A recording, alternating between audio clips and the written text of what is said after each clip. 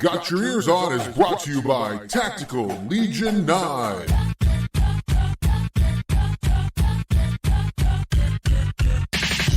right, everybody, hello and welcome to this week's episode of Got Your Eers On. Guido here along with Scoot.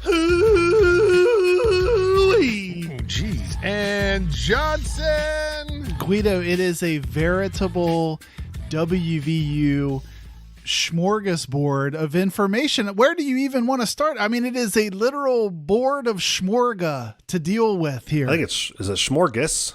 A board of smorgas? Is it board or board? I always get that confused. Board. I think it's board. Board? I don't know. I think it's a board of smorga. We might have to go to the Lehigh Valley soon and find out.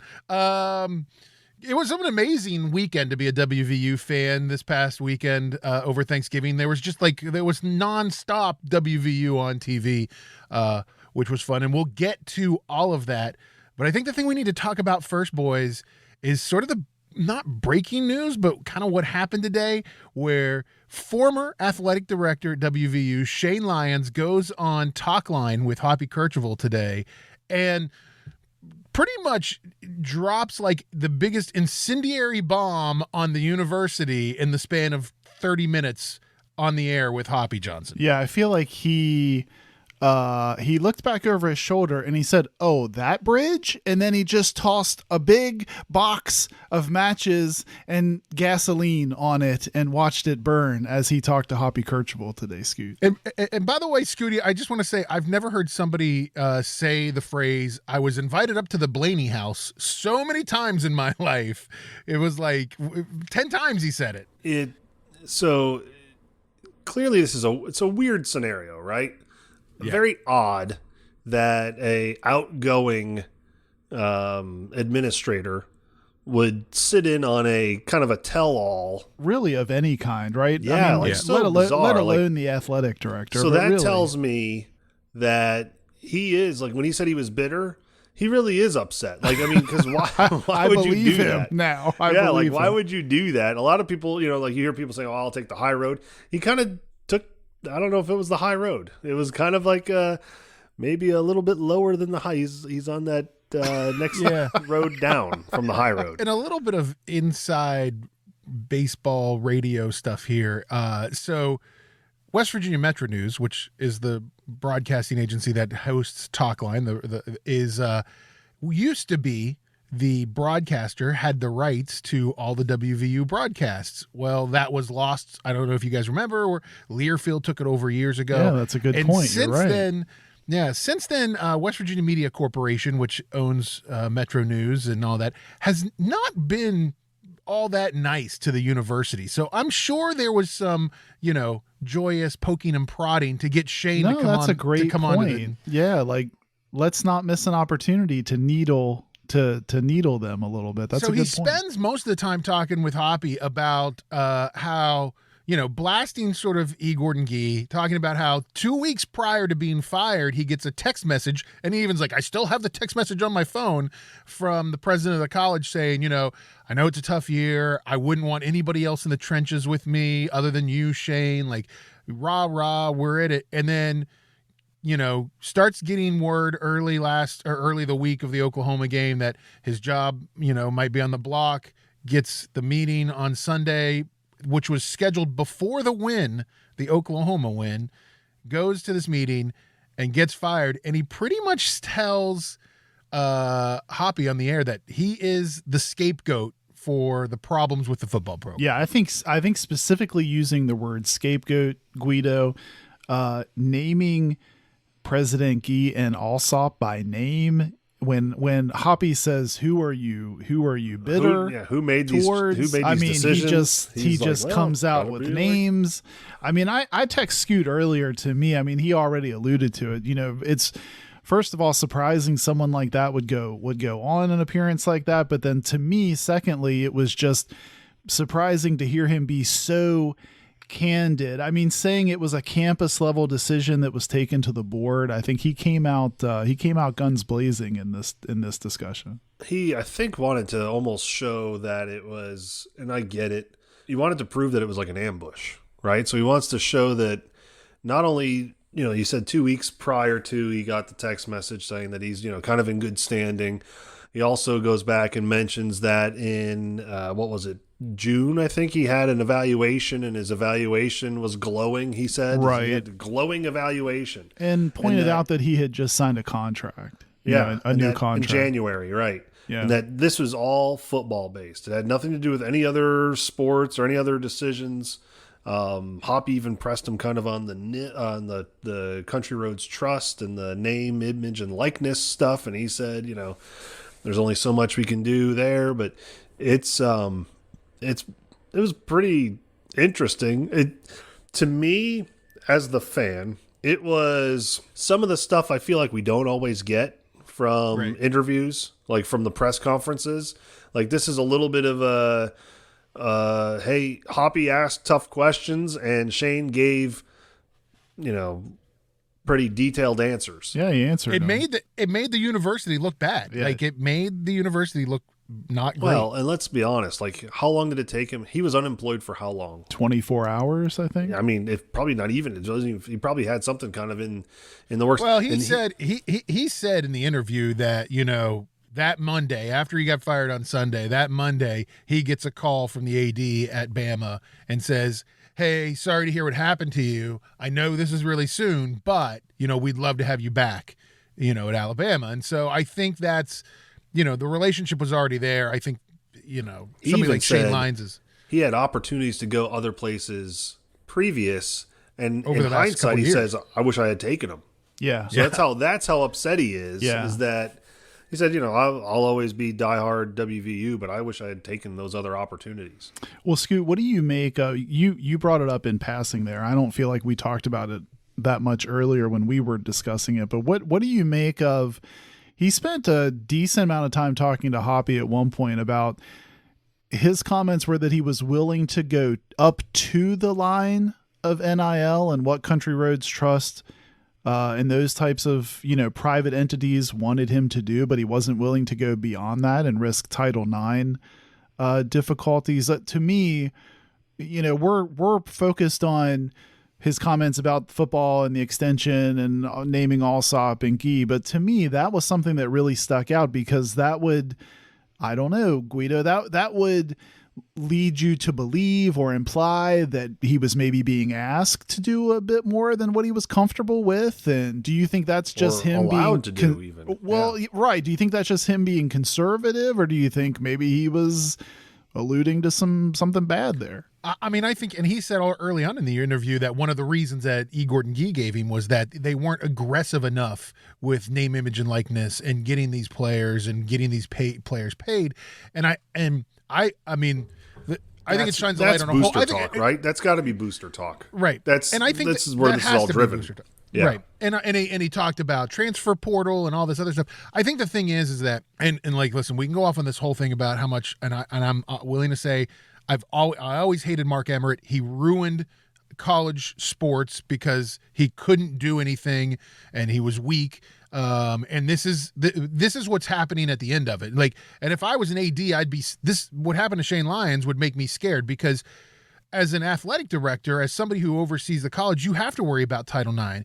As an outside entity like the Country Roads Trust is, they get whoever they want to get money. Right. So there's no worry. Like they don't care if women's lacrosse isn't getting any players, any money, because they're a private entity. They have no tie to the college. Their tie is to the players.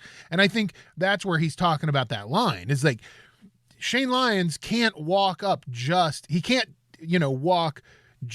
male football players and men's basketball players up to the line there and introduce them. Like he has to, and that's where that line is really gray in this whole thing with name, image, and likeness, because those other sports, Scooty, those women, I mean, even in women's basketball, they're not getting cars from Toothman Ford, right? So I think that's where the problem is. I think the most interesting thing to come out of this, and I really want to get Scoot's take on this. He said, to finish off the interview, he said that, if it was his decision, if it was up to him, that he would have not fired Neil Brown, that Neil Brown is only in quote unquote year 2, and he would have kept Neil Brown, that Neil Brown has has the kids, has the program going in the, proverbial right direction. I think that's an interesting statement because I felt like this was WVU's, and we can get into it. This was WVU saying, you know what? We can't afford to fire Neil Brown. We can't afford to pay off Neil Brown. So we're going to fire Shane Lyons and we're going to get whatever AD will come in and do what we tell them to do. And Neil Brown's our coach. That whole interview today is what I got from all of it. Scoot. Yeah. Shane Lyons, cupboard bear, COVID. Yeah. Oh yeah. He had all your thoughts. Yeah. He threw out the plethora of excuses that we have been hearing and seeing. So maybe some of what we've been hearing and seeing has come from that office. I don't know. Like, a lot of times, maybe you hear people talking around the office or whatever, and that stuff starts to float out there. Listen, the cupboard was not bare, okay? If the cupboard was bare, I don't know that. Did Bryce Ford Wheaton, was he a Neil Brown recruit? Well, no, the Stills brothers weren't. The Stills brothers weren't. I mean, I agree with you, Scooty, but do you think that this now positions the university that they are like Neil Brown is not? Oh, I think he stays. I think he stays. My position on this whole thing is kind of flip-flopped. Like, if you had asked me 2 weeks ago, I said the guy's gone. As soon as we hire a new athletic director, he's gone. Now, what I do think, though, and I was talking to somebody about this today, and he made a good point. Neil Brown probably stays, right? Because, one, we don't have a new athletic director yet, and the new athletic director is probably not going to rock any boats, so he's going to get another year. And if Neil underperforms next year, he's gone, and the new athletic director is going to look like the hero that said, well, he wasn't my guy, or we're going to go in a different direction, or whatever. And that may be part of what Gordon Gee and Alsop or whoever else is involved in some of these decisions is like, well, listen. Well, and listen, I think Ken Kendrick and Ollie Luck, I think they're all part of these decisions as well. Like, because Country Roads Trust has a big voice and a big pocket. And it's very possible that they like everyone says, right? Neil checks all the boxes, and Shane said this today. Neil checks all the boxes except for the wins. He's the guy you want representing your school. The guys were playing for him. That's the big thing, too, is I guess the players are still playing hard for him, is what everyone keeps throwing out there. What have we talked about, though? Like, I'm having a hard time not screaming into the microphone. Like, think of the sentences you just said that we've talked about over the last couple episodes. So he's got him playing hard, Scoot. He's supposed to have him playing hard. Right. And then everything but wins, Scoot. Like, he does all the important things except the part where we win. Like, what are we? Like, these are the same weird. Like, if I didn't know any better, Shane Lyons was sort of like this Kevin Durant that has a burner account of like someone's weird WVU, like, Earman 72 or something. And he's been out here tweeting these things because I didn't expect.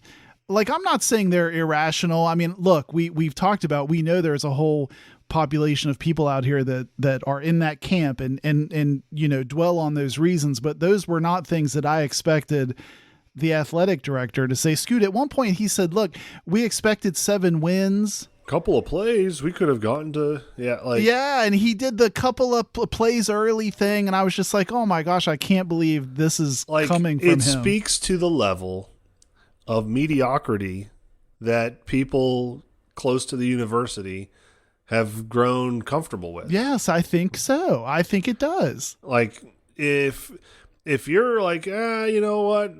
Again, I'm going to go back to the thing that I always harp on, right? It's people connected to West Virginia often feel like they don't deserve the best. They deserve whatever they're able to get a hold of. And they'll try to make the best of it.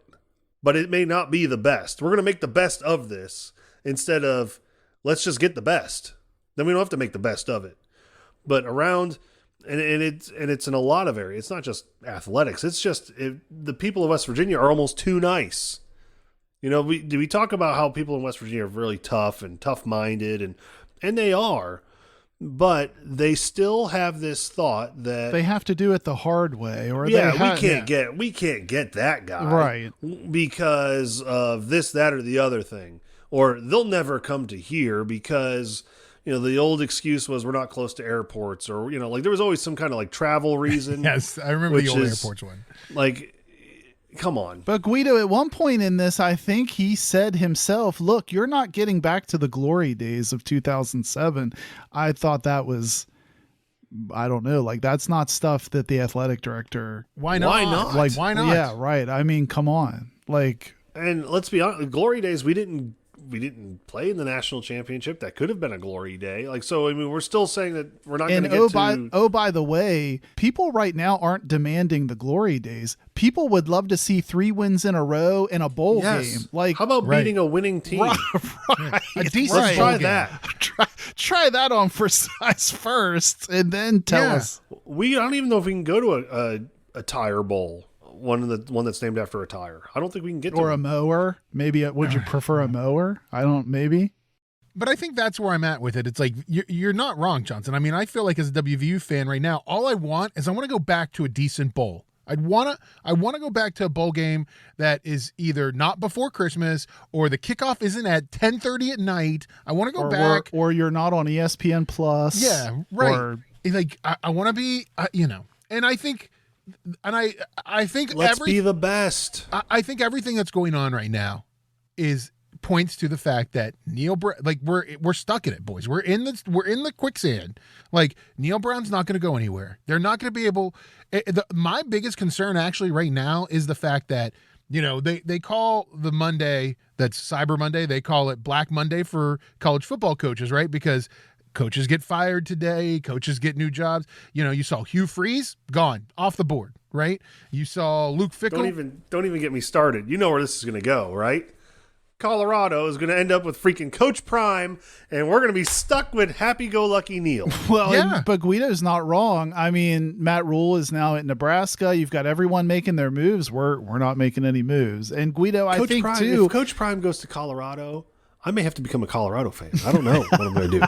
And I don't even like Colorado. Like, I just think that, you know, where the problem is and like Johnson, you were getting ready to say it, like we're in the middle of all of this. We don't have an athletic director. We don't have somebody who's going to make this decision. Yeah. And I mean, it's early in the week after the season ends. I don't see us having an athletic director by the end of this week. Well, I know there's some people, oh, it'll happen this week. It'll happen. I think they're still 2 weeks away from it. Yeah, I tend to agree, Guido. And don't you think the practical timeline just starts to overshadow like any speculation? Like for one thing, the signing period in December, the dates in December for signing and stuff become such a huge thing. And I agree with Scoot. I think now I went from after Iowa State, I can't believe this guy is still here, to now post, Oklahoma State. I think you have to retain him because now all the important dates setting up for next season, it doesn't make any sense if you don't have an athletic director in place yet. I feel like the practical stance is to expect him back next season, right? Well, and I think the other problem being is that any coach that you would want to have is probably off the board by the end of this week. Yep. I think that, you need, and the university, even if they don't have an AD, needs to come. The university needs to come out and support him. E. Gordon Gee needs to come out and say, "Hey, we're still with Neil. Neil's still our guy," so that he can recruit. Because that's the problem. You mean, Johnson, you put it in the show notes. You got Rodney Gallagher. He's in Penn State. Yeah, this he's weekend. on the Penn State sideline this past weekend. Well, and I wonder, like, we don't even have an athletic director in place to say, "Listen, Neil, here's the deal, man. You're back. Jordan Leslie's not. Shadon Brown, whoever else you might want to make changes to, there's nobody there to make those changes unless Alsop does that, and I can't see him doing that. I almost think, Scooter, you can punt that. I think you can punt all of the position, all the Graham Harrell, whatever you want to do, like all of that can get punted. You have to let him know that he's the head coach next year, so he focuses on recruiting, and those recruits that he has been recruiting know that he's still going to be there. It's not a good situation, boys. It is not a good situation. So would you guys say, maybe to wrap this up, would you guys say your takeaway? To me, the two takeaways were, one, those reasons we said made me glad that, like, nothing against Shane Lyons as a person, but after hearing him speak a few of those things into existence, I was like, that's why I'm sort of glad he's now not the athletic director anymore. That was one takeaway.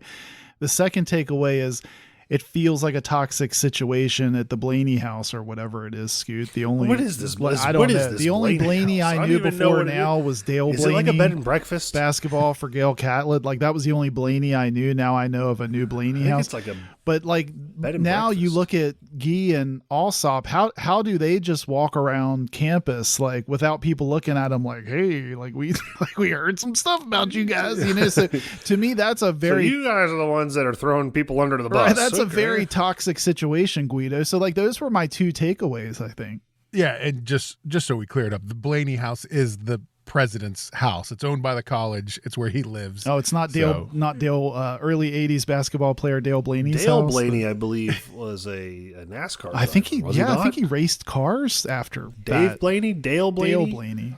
Dale He was a sharpshooter in the early '80s. Is all I remember. Dave Blaney, I think, is the NASCAR driver. No, I think Dale Blaney did some like amateur racing as well. Maybe they're brothers. It's probably named after like Alfred Squeaky Blaney, who was like a Crazy Legs basketball Blaney. player. Yeah, right. Yeah, right. From like the or 1919. some sort of like Nobel Prize. Right. But aren't finalist. those your two takeaways? I mean, to Yes, me, it's absolutely. Number one, wow, this now I'm kind of glad this guy's not the AD, and number two, this feels really He toxic. sounded kind of whiny. He Yeah. sounded kind of whiny in it. And Like, I've heard through the grapevine that I don't know. My grapevine is I don't really have a grapevine. It's Do more you like have a grapevine? I've heard through the briar patch. sources close to people. Jake Lance is going to light you up for that one. I've heard from sources close to people near the grapevine. I've heard. My sources have told me, and I'm not going to reveal my sources because then they won't be my Scoot's sources. sources are like gas station TV at Sheets. That's like his sources. Well, yeah, those little. I like that gas station TV. They always talk about Eva Manuos or something. Yes. Anyway, that we're now starting to hear that Rob Mullins, who is the AD at Oregon, has turned down. Apparently, it sounded like he may have been offered the job and has turned it down.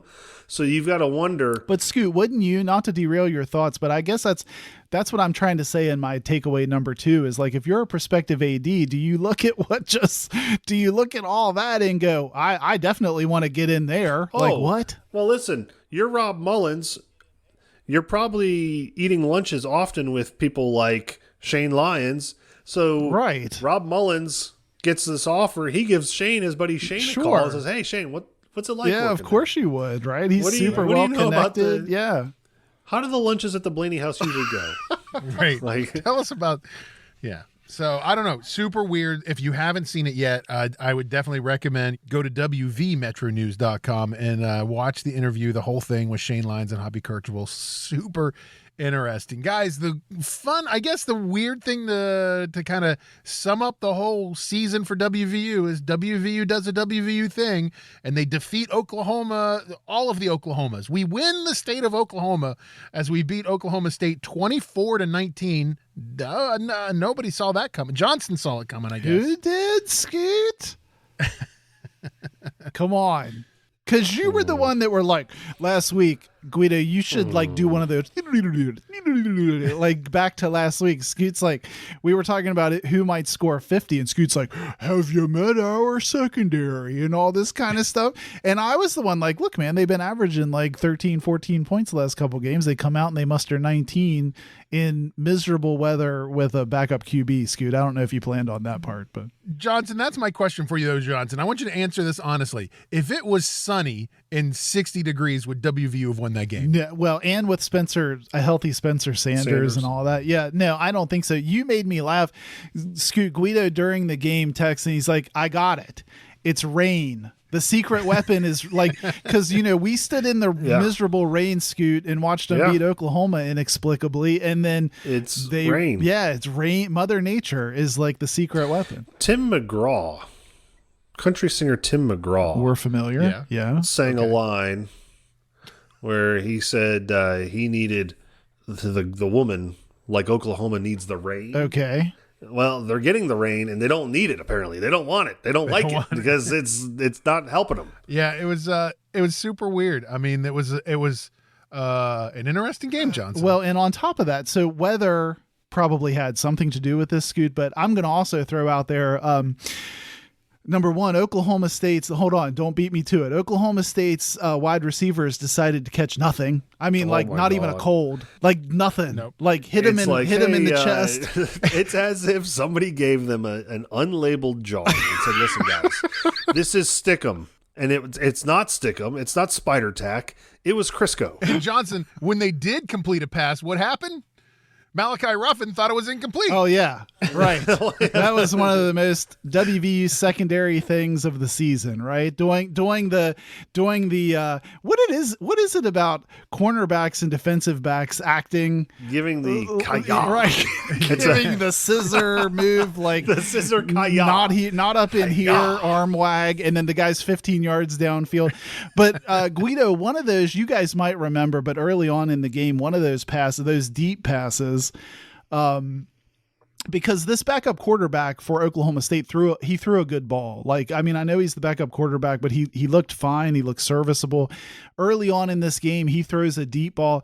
It plasters the receiver in the chest and gets dropped. And the camera pans to Neil Brown, and Neil Brown was on the sideline just sort of grimacing and shaking his head back and forth like, okay, dodged a bullet there. And I thought that happened all game. And then finally, and then I'll shut up, Scoot, and see what you think. But at the end of the game, and I tweeted this out, if I had sat for 3 hours in the rain as a Cowboys fan and then witnessed the final 4 play selections from Mike Gundy's staff to try to put you in a position to score, I don't know what I would have done. I mean, that had to be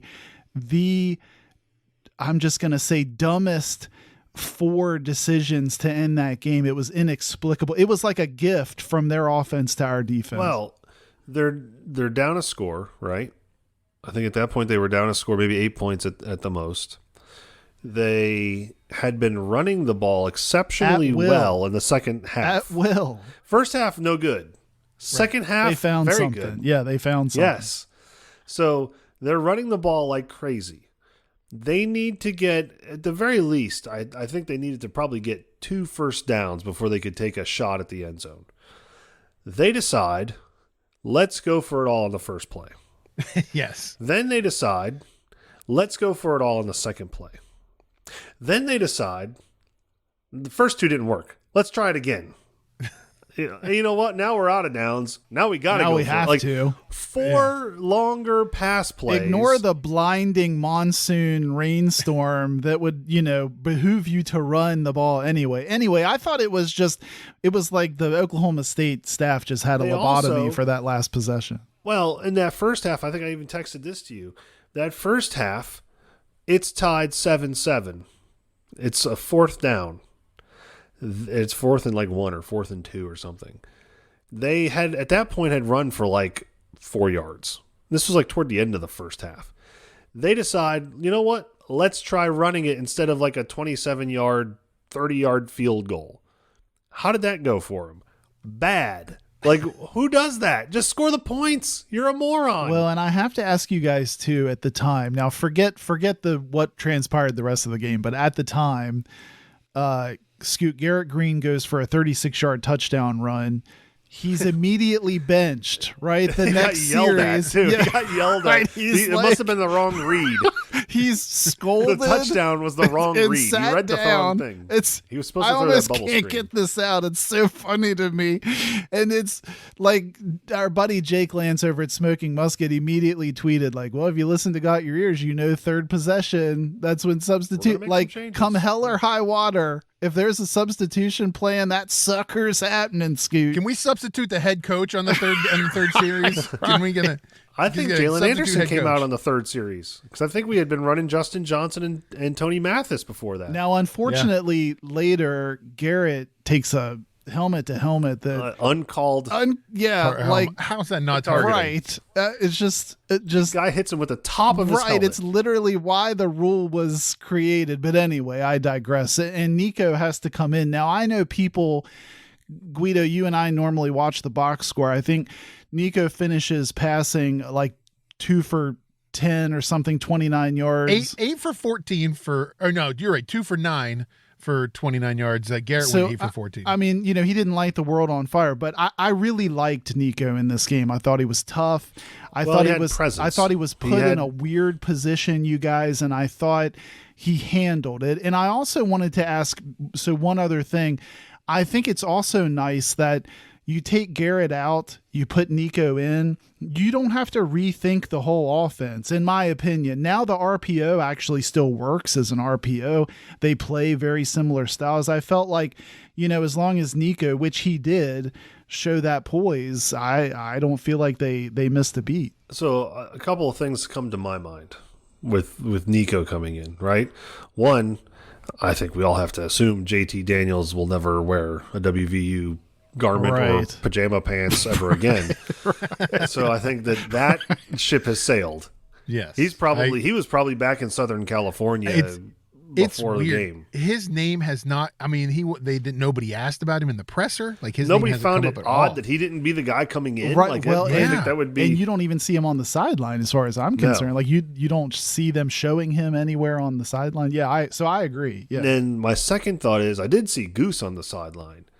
Why he hasn't flown the coop is beyond me, right? I mean, listen, it's pretty obvious Neil or Graham Harrell or whoever's making this decision has no intention of using Goose Crowder at this point, right? No. I mean, we've got to believe that, let's fast forward to next year, and let's say Garrett is still there and Nico is still there. I don't know which order you put them in, but they're 1 and 2. Yeah. Right. And Goose still has to be 3. And maybe, I don't even know, Matt Cavallaro, he might even get more of a chance than he's like on year Goose. 8. I think he's like a doctor now. Yeah. I know, but he might get a better chance. I think somebody should tell Goose that there is a prolific quarterback who is actually graduating from Western Kentucky University. So maybe he should, look maybe at Troy. He's at Troy now. Oh, he's at Troy now. I forgot. Right. Yeah, that's a good point. Wouldn't be, and Goose is from Alabama, I think. Isn't he? So it might be a good fit. But Guido, I think the story of this game though was the emergence of Jalen Anderson. I mean, he really came on strong. He finishes, I think, with 155 yards on just 15 carries, which is amazing. And Scoot, I have to ask you, did you notice, though, he got hot. He scores, I think, on a 57-yard run. They yank him out and they put Mathis back in. I saw people tweeting about that, and I think I tweeted at one point, if I didn't know any better, I would think Neil Brown was a paid informant to sabotage Neil Brown's good fortunes. That's the only thing I could think of. It's like, and you see it, I see it, unfortunately being a Pirates fan, I see it all the time. You got a guy that goes 3 for 4 or 4 for 4, hits 2 home runs. Do you think he's going to be in the lineup tomorrow? No, he's not in the lineup. They're going to bench it. Why? Play the guy that's doing well. Or sometimes when you're watching a basketball game and let's say Eric Stevenson's on fire and all of a sudden he's on the bench for 7 minutes in a row. You're like, what the heck? He's played through a whole block of timeout time. What is going on here? I mean, he comes in, Jalen Anderson comes in, 2 back-to-back runs, 57-yard and 54-yard runs. Finishes 155. Johnson, he's like the Big 12 newcomer of the week. Yeah, he was named their newcomer of the week. I didn't know that was a thing that existed, Guido. Did you know that? But right. Maybe they just made it for him. And I think, as much as I thought, well, there goes, a big part of our running back stable when CJ Donaldson goes down. And we obviously still wish he was in the mix like he was early in the season. I think Jalen Anderson is now another young running back that if you're looking ahead to next year and you're thinking about Garrett Green and Nico being in the mix, now a Jalen Anderson. I mean, these are some guys that now, Guido, I hope stay put. These are some guys that you can see there's some young talent. I hope they get retained. I mean, Anderson was 4th on the depth chart at the beginning of the season. Right. Yep. And finishes the season strong. I don't know, guys. I will say this though, Johnson. At the beginning of the year, two of us predicted a 5-7 season. One of us did not. Two of us did. Two of us did, and one of us predicted only a 4-win season. Two of us got it right. Scoop, what happened? Well, let's be honest. Should I say what Shane said?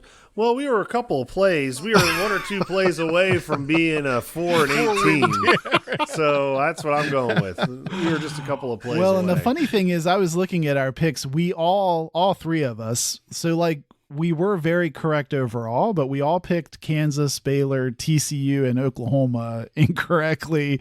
It's just such a weird season, isn't it? I think a lot of people have been tweeting, I think, so I don't know who to give credit to. I'll have to go back and look, but someone tweeted earlier in the week, if you told someone in August, hey, you're going to beat Virginia Tech by multiple scores, you're going to beat the entire state of Oklahoma, and you're going to get a win over last year's conference champion Baylor, you probably would have been asking like, wow, did we make the playoff? Right. With a season like that. And it's like, not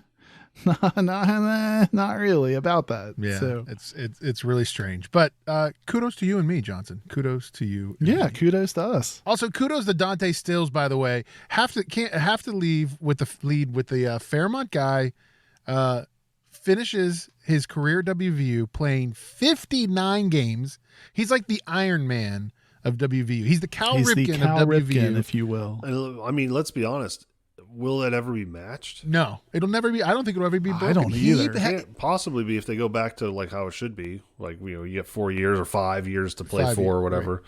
He played in every game that he was on campus for. Never missed a game. Every season, played every game. It's crazy. So congrats to him. I hope he gets an NFL career out of it. Maybe a late round flyer. Maybe. We'll see. That's another thing. Let's talk about that real quick. Okay. Like how many guys from Neil Brown's era have made it in the NFL? We've done this before, Scoot. None. I mean, I think, again, if Dante goes into the draft or gets drafted, he's still not Neil Brown's guy. He was brought in by Holgorsen. Right. But that's the thing. Like, I mean, I don't know. Maybe my coaching ideas are like, my idea as a coach, my job is to win games, win the important games, the ones that matter to the school. And then if I've got guys that aspire to play at the next level, my job is to get them ready to play at the next level so that I put them in a better position to do that. And we're not doing that. Let's talk about winning games, and let's talk about coaches or a coach that puts players at the next level, either coaching or playing. Let's talk about Bob Huggins. Let's talk about the basketball team going in to the West Coast, going to Portland, Oregon, and playing games in the middle of the night, at least East Coast time, for the Phil Knight Legacy Classic Tournament Extravaganza preseason Thanksgiving festive time. Classic. Did I say classic in there? You did. So WVU loses their first game Thanksgiving night. They play Purdue. They lose it 80-68.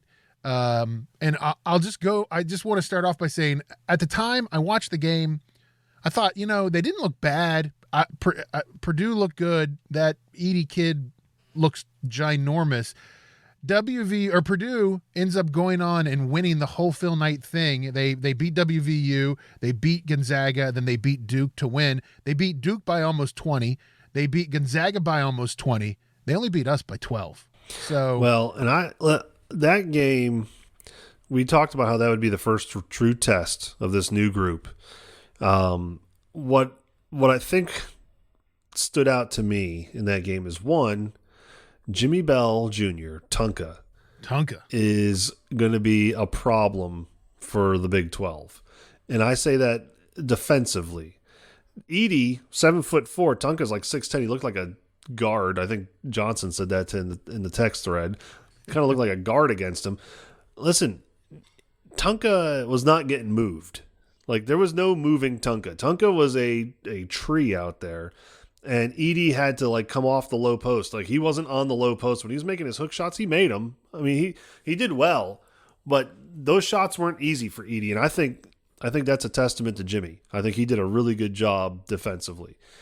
The problem we had was two guys that we need to have going offensively weren't weren't feeling well. Something was off with them with Emmett Matthews and Trey Mitchell. They were not themselves. That's obvious, right? I mean, we've seen them now play 2 more games since that game, and they look like different guys. Yeah, I mean, they combined Scoot for 5 points, and now that you frame it with what we know about Purdue the rest of this tournament, looking back, I mean, look, I think with 5 minutes to go, this was like a 4-point game, and I didn't even think we were playing that well at the time. So, hindsight is 20/20, but in the moment I was a little disappointed, but I was disappointed more so that I didn't feel like we were playing at full strength. I think if it wasn't for Stevenson and then a huge game by Joey Toots, I think we're not in it now. Zach Edey still goes for. That's what we're calling him, Guido. We got to get this Joey Toots thing. We got to get this Joey Toots thing to land, guys. That's what we're calling him, Joey Toots. Well, Zach Edey, I think, still goes for 24 and 12. I mean, there was no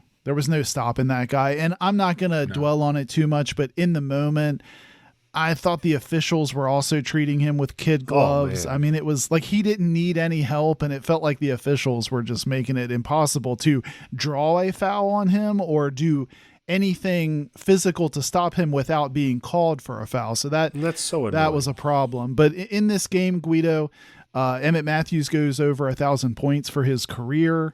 And I don't know. I think like I said, in the moment, I didn't feel that great about it. Looking back, framing it with the rest of, I mean, Purdue is now ranked top 5.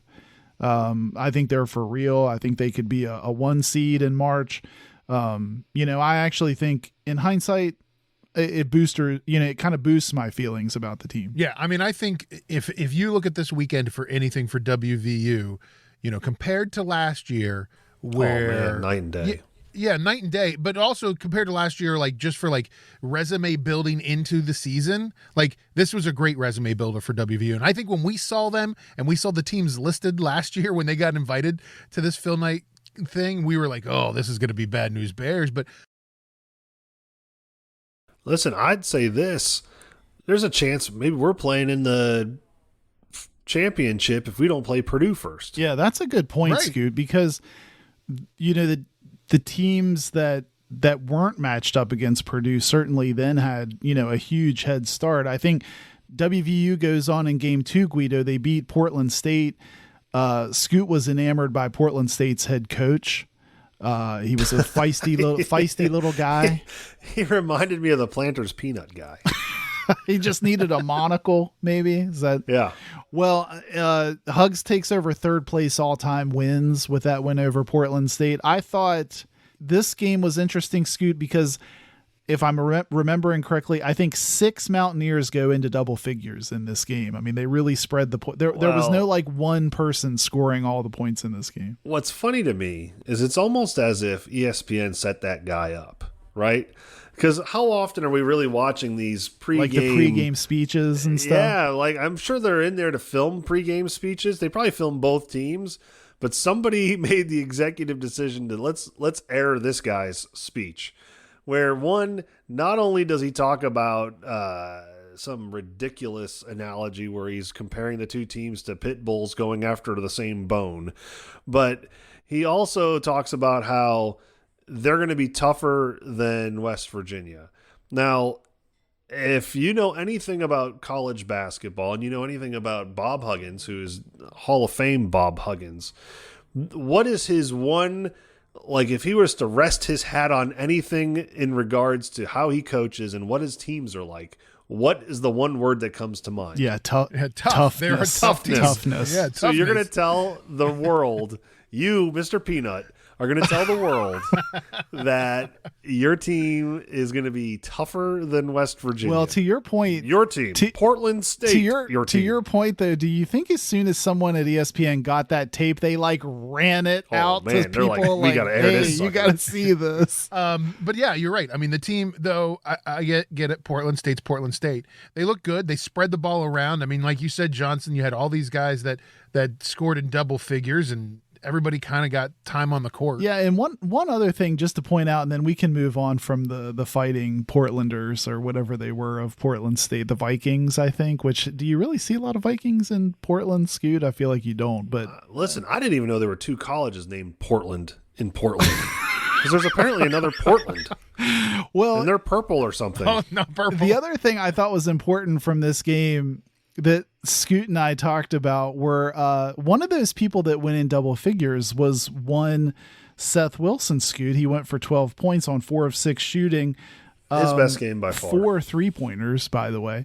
Scoot and I were talking, Guido. It seems like Seth Wilson has now emerged as a guy that can give you quality minutes off the bench. You know, Yeah, he's almost, and I'll say this, Johnson. After watching that game and seeing how he played in the other games this weekend, he's your number 7, is he not? Your number 7? No, I think it's it's a good point. I think especially as far as the guards are concerned, I think Huggs feels like he can put him in and rely on him. He hustles, he gives you a lot of energy, and he's a threat to score, Scoot. I mean, he's, on it. I don't know that I'd say like he's our best defender off the bench, but he's definitely an offensive threat, and we could use a basket. He can get us. I think I'm just excited that we're comparing a lot to last season. When were we ever pointing to guys like that dude's a consistent scorer, or that guy's that guy can get you some points. And it's nice to have this depth where we still have some people. I feel like he's leapfrogged some guys that I would have pegged as more viable options. I think he's somebody that game alone has made me be like, you know what? All right, I see what the coaching staff is seeing in him, because there were stretches where I'm like, why are we playing this guy? Like, what is the value? I know there's something there, but I didn't know he at that point hadn't really shown consistency, but now it's starting to show. And I also didn't know that he was the second leading scorer at St. Vincent St. Mary, right behind LeBron James. I like that. That was a great stat that they threw out during that game. I feel like watching him and watching the team right now, it's like, I want him to learn a little bit of defense from Keedy, and I want Keedy to learn how to shoot from Seth right now. Like, I want them to combine. That's the biggest thing, is like, I understand why Kedrian's out on the court so much. He is a good defender, and that's why he's seen a lot of playing time. He can't hit shots this year. I don't remember him hitting shots last year. I think he's shooting okay. I don't think Huggs asks Keedy. Sometimes I feel like when Keedy squares up for one of those threes, if you pan to Huggs, I feel like Huggs is like, but then he's been making he's been making shots lately. I mean, he went for 12 against Portland State, and I think his ball handling here in this Florida game was really good too to keep tempo going. So I agree with Guido. I know why he's on the court, but it's nice to have some other options at the guard spot, even beyond Joey Toots. Well, and it also, I guess when Joey Toots does well offensively, I'm okay with Kedrian there. But I think there was a stretch there where, to me, and Johnson, we talked about this, and Guido, like, I didn't know why we were put both of them on the floor at the same time, because I feel like they were the same type of player. Right. But again, that may be because we didn't have Seth Wilson emerging like we do now. And I think Seth Wilson gives us that option. I know we played Kobe Johnson a little bit more than we had been against Florida. I like Kobe. He's not really contributed consistently on offense yet for me to get too excited. Defensively, I think he's decent. I don't see, he wouldn't be playing if he weren't, let's be honest. That's how Huggins is, but he doesn't do a lot of things that excite you, and he doesn't do a lot of things that make mistakes. He's just there. He's reliable, I guess. I guess that's the best way to describe him. I'm at least, Scooty Johnson, I'm starting to feel like the rotations are starting to get a little bit, yes, a little more meat to them, a little more like they feel a little more organized now. We know we got 3 post players, and they're going to rotate time. I think Tunka is probably going to get the start, and then depending on matchups, I think Mo Wagi was fine against Castleton. I think Castleton, again, for Florida, is not a very big guy. It's tall, skinny, but not a lot of weight. So a guy like Mo will do fine against that. Well, and I think and I think what the deciding factor needs to be is the fact that Mo can hit shots. I mean, Mo is shooting 77% from the field right now, 21 for 27 on the team. You compare that to Jimmy, he's shooting 58, which ain't nothing to be worried about, but that's 10 for 17. So, I mean, Moa's shot percentage is stronger right now. But so we win the game against Portland. We travel. We don't travel. We stay in Portland. We just go to a different arena and play Florida, the Gators. And listen, before we get into that real quick, what an endeavor to like be the person that plans this legacy. There's the invitational. There's a men's side. There's a women's side. Yeah. They've got 3 arenas. It's I will insane. say they did a great job. ESPN did a fairly good job for, having to broadcast 700 basketball games over the span of 4 days. But I will say that this game was, I think right now, is the defining game for the team so far this season. Florida was picked by 1.5. So it was, Vegas had it as an even game. Florida was favored by 1.5 points. WVU just wipes the floor with Florida. Yeah, I think, Guido, this was definitely the cherry on top. If Purdue was the first test, I think this Florida game was sort of like, for anyone that and Scoot, I don't know, Guido and I tend to be a little more cynical than your hopefulness, but I think coming out of Purdue, you were like, well, you had, that was like the quality test so far, and you didn't flop, but you really had a rough time in that game. So coming into Florida, I was thinking, here's another chance for you against what I feel like is a quality opponent in this 5th place game. And we just go out and dominate them really from start to finish. I think the best thing for me, well, 2 things. Number one, if you think back to last season, and I think even the season before that, we had this knack of sort of, Scoot, you know how we talk about that, like last 4 minutes of the first half, first 4 minutes of the second half. This game, we let the lead. I mean, come on, it's not to poke at it too much, but we had a comfortable lead that goes down to 8 before half. And in my mind, in my WVU fan, ways, I was like, well, here we go. Coming out in the second half, I'm now worried. They go on a 20-2 run to just squash the second half. The difference is the offense. The offense is there. Well, we didn't have offense. Yeah, before. I totally agree. The shooting was phenomenal in this game. The efficiency of the offense was really good as well. And then number 2, Scoot, your boy Big Tonka just shuts down Colin Castle. I mean, Colin Castleton gets his first field goal with, I think, 8 minutes to go in the game. I mean, he was just not even a factor. And then he also locked down Mount Jatumbo. Or whatever that guy's name, Jatubo. Yeah. Jason Jatubo, yeah. I will say, and for me, the player that, I think that I expected a lot from, but is really starting to show up, Scooty, Eric Stevenson is... Listen, I'm going to tell you this right now. That guy, if he continues at this pace, he'll do more in 1 year at WVU basketball as far as popularity goes than maybe anybody we've had in a long time. It's almost you got to think, 1 year guy who's here for 1 year. 1 year. That guy is going to be super popular, especially if we get, let's say we get into the NCAA tournament and win a couple games. That character is going to be they're going to, I don't know, they'll name a building after him. Well, and I don't know if you noticed, so he got those 2 fouls in the first half, right? He got those 2 fouls. They pulled him out in the first half.